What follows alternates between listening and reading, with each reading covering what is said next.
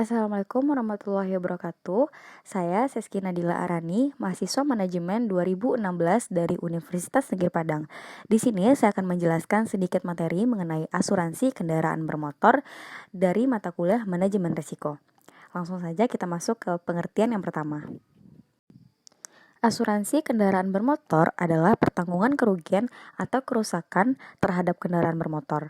Nah, pada prinsipnya, jaminannya adalah terhadap kerusakan kendaraan bermotor itu sendiri dan tanggung jawab hukum terhadap pihak lain yang dirugikan pada saat menggunakan kendaraan tersebut. Jenis asuransi ini sebetulnya sama dengan asuransi kebakaran, yang objeknya adalah kerugian atau kerusakan atas harta benda, namun di sini harta bendanya berupa kendaraan bermotor. Aturan yang berlaku pada asuransi kebakaran juga berlaku untuk asuransi kendaraan bermotor. Jenis pertanggungan dasar asuransi kendaraan bermotor yang akan dijamin oleh perusahaan asuransi akan dilakukan apabila disebabkan oleh yang pertama kerusakan kendaraan yang disebabkan oleh kecelakaan, perbuatan kejahatan, kerugian, kerusakan roda, dan biaya yang wajar yang akan dikeluarkan oleh tertanggung. Yang kedua, tanggung gugat, di mana tanggung gugat sendiri terbagi lagi menjadi dua. Yang pertama, tanggung jawab hukum pihak ketiga dan tanggung jawab hukum penumpang. Di sini dimaksudkan adalah yaitu tanggung jawab hukum tergantung terhadap pihak ketiga yang berkaitan dengan penggunaan kendaraan bermotor yang dipertanggungkan. Begitu juga dengan tanggung jawab hukum penumpang. Ada beberapa jenis risiko yang tidak ditanggung oleh pihak asuransi kendaraan bermotor. Di antaranya seperti hilang keuntungan, pencurian perlengkapan non-standar, kerusakan atau kerugian akibat penggelapan, kerugian akibat perbuatan jahat suami atau istri, keluarga tertanggung, atau suruhan tertanggung, menarik atau mendorong kendaraan lain untuk perlombaan kecepatan, belajar mengemudi, kelebihan muatan, dan dijalankan dalam keadaan rusak. Ada beberapa syarat terhadap pertanggungan premi atas ganti rugi yang dilakukan oleh perusahaan asuransi kendaraan bermotor. Yang pertama, pembayaran premi, di mana jika premi tidak dibayar dalam waktu 10 hari kerja terhitung mulai tanggal pemulaian pertanggungan dan tanggal perpanjangan pertanggungan, maka berlakunya pertanggungan ini dapat ditunda oleh penanggung tanpa pemberitahuan terlebih dahulu. Yang kedua, pemberitahuan kecelakaan. Bila terjadi kecelakaan, kerusakan atau kerugian atas kendaraan bermotor yang dipertanggungkan, maka tertanggung wajib memberitahukan kecelakaan atau pencurian atas kendaraan bermotor yang dipertanggungkan kepada penanggung selambat-lambatnya 3 hari kerja sejak terjadinya kecelakaan atau pencurian tersebut. Yang ketiga, tuntutan terhadap pihak ketiga, di mana di sini dijelaskan bahwa tertanggung wajib memberitahukan kepada penanggung adanya tuntutan dari pihak ketiga tersebut. Lalu tertanggung harus segera menyerahkan dokumen yang ada hubungannya dengan pihak ketiga tersebut. Dan tertanggung tidak boleh memberikan janji, keterangan, atau melakukan tindakan yang menimbulkan kesan bahwa ia mengakui tanggung gugatnya. Yang keempat, tuntutan pidana terhadap penanggung.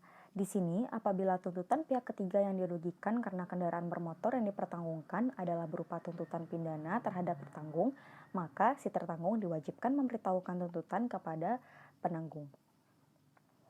Dan yang kelima, ganti rugi, di mana penanggung akan memberikan ganti rugi kepada si tertanggung atas kerusakan atau kehilangan kendaraan bermotor yang dipertanggungkan berdasarkan harga sebenarnya sesaat sebelum terjadinya kerusakan atau kehilangan tersebut.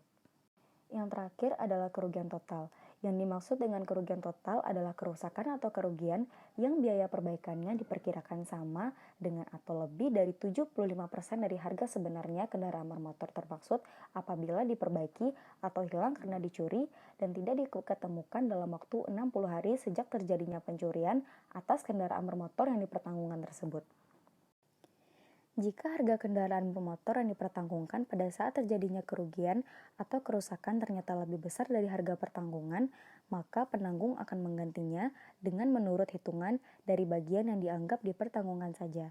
Istilah ini biasa disebut pertanggungan di bawah harga, di mana pertanggungan di bawah harga sendiri akan didapatkan apabila terjadinya tindakan pencegahan di mana tertanggung wajib melakukan segala usaha yang patut guna menjaga dan memelihara kendaraan bermotor yang dipertanggungkan. Lalu, subrogasi, di mana sesuai dengan ketentuan pasal 284 KUHD, maka setelah pembayaran ganti rugi kendaraan bermotor yang dipertanggungkan, penanggung menggantikan posisi tertanggung dalam segala hak yang diperolehnya terhadap pihak ketiga sehubungan dengan kerugian tersebut dan hak subrogasi ini berlaku dengan sendirinya tanpa memerlukan surat kuasa khusus dari tertanggung.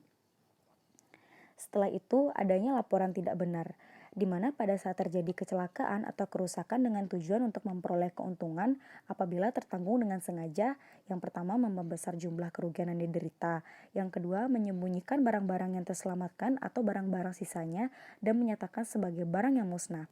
Yang ketiga, mempergunakan surat atau alat bukti palsu, dusta, tipuan, dan lain-lainnya. Setelah itu, hilangnya hak mendapatkan ganti rugi. Hak tertanggung untuk mendapatkan ganti rugi berdasarkan pertanggungan kendaraan bermotor hilang dengan sendirinya apabila ia tidak memenuhi kewajiban berdasarkan polis pertanggungan kendaraan bermotor. Ia tidak mengajukan tuntutan ganti rugi dalam waktu 12 bulan sejak terjadinya kerugian atau kerusakan. Lalu, ia tidak mengajukan keberatan atau menempuh penyelesaian melalui upaya hukum dalam waktu 6 bulan sejak penanggung memberitahukan secara tertulis bahwa tertanggung tidak berhak untuk mendapatkan ganti rugi. Lalu, harga sebenarnya, di mana harga sebenarnya dari kendaraan bermotor yang dipertanggungkan adalah hasil penjualan yang dapat diperoleh tertanggung secara penjualan bebas atas kendaraan bermotor tersebut, atau kendaraan bermotor yang sama sesaat sebelum terjadinya kehilangan atau kerusakan. Berakhirnya pertanggungan dapat dilakukan oleh yang pertama pembatalan polis, di mana penanggung dan tertanggung masing-masing berhak setiap waktu menghentikan kontrak pertanggungan tanpa diwajibkan memberitahukan alasannya. Kedua, peralihan hak milik, yaitu apabila kendaraan bermotor yang dipertanggungkan pindah tangan, baik berdasarkan suatu pertujuan ataupun karena tertanggung meninggal dunia, maka menyimpang dari pasal 263 KUHD perjanjian pertanggungan batal dengan sendirinya sejak 10 hari kalender mulai terjadinya pemindahan tangan tersebut, kecuali apabila penanggung menyetujui melanjutkan pertanggungan tersebut. Yang ketiga, terjadinya total loss, yaitu pertanggungan juga akan berakhir dengan sendirinya sesudah dilakukan penggantian kerugian atas dasar kehilangan kerusakan seluruhnya atau yang dapat dipersamakan dengan itu. Dan yang terakhir, berakhirnya jangka waktu pertanggungan, yaitu pertanggungan juga akan berakhir dengan sendirinya sesudah berakhirnya jangka waktu pertanggungan yang telah ditentukan.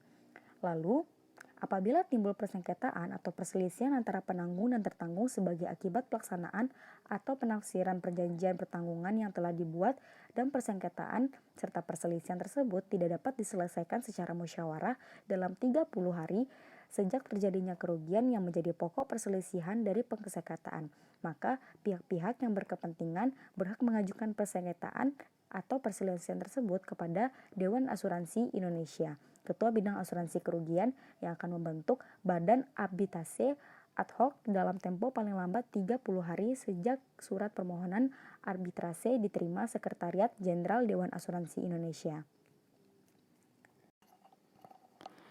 Baiklah, sekian materi yang dapat saya sampaikan, di mana materi ini sendiri diperoleh dari sumber yang tertera sebagai berikut. Dan saya Siski Nadila Arani, mohon maaf apabila materi yang saya sampaikan mungkin tidak dapat dimengerti dan harap dimaklumi. Assalamualaikum warahmatullahi wabarakatuh.